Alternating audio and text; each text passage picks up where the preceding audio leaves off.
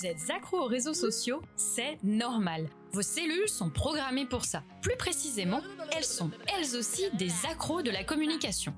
En plus, comme vous, elles ont plein de manières différentes de communiquer entre elles. Autant de façons de communiquer que l'on a d'applis.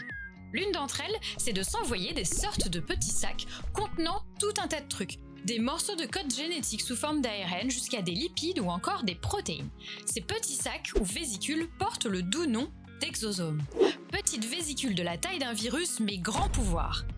Les exosomes sont capables de modifier l'expression de certains gènes ou encore de modifier l'activité des cellules qui les reçoivent, parfois situées très loin de la cellule qui les a envoyées. Super efficace ce système! Quand tout va bien, c'est une mécanique bien huilée qui permet à l'organisme de fonctionner de manière harmonieuse. Mais quand le contexte devient moins favorable, alors là, c'est une autre histoire.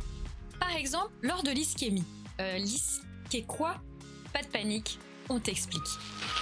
C'est la diminution plus ou moins transitoire d'alimentation de nos organes en oxygène et en nutriments du fait d'une diminution de l'apport sanguin.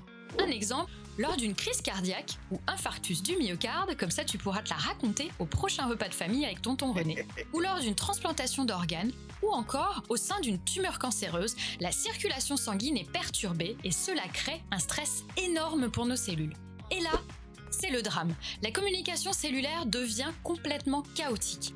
Et tels de petits trolls, les exosomes déraillent. Ils envoient des informations erronées dans tous les sens. Ils peuvent entraîner par exemple une réaction disproportionnée du système immunitaire qui s'active pour rien et paf, c'est l'inflammation.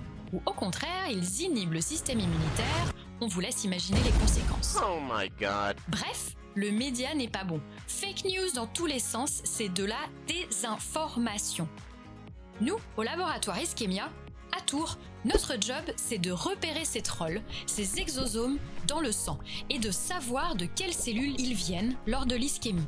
L'idée, c'est d'arriver à trouver des marqueurs permettant de les détecter précocement dans le sang ou d'autres liquides corporels dans cette jungle de la communication cellulaire.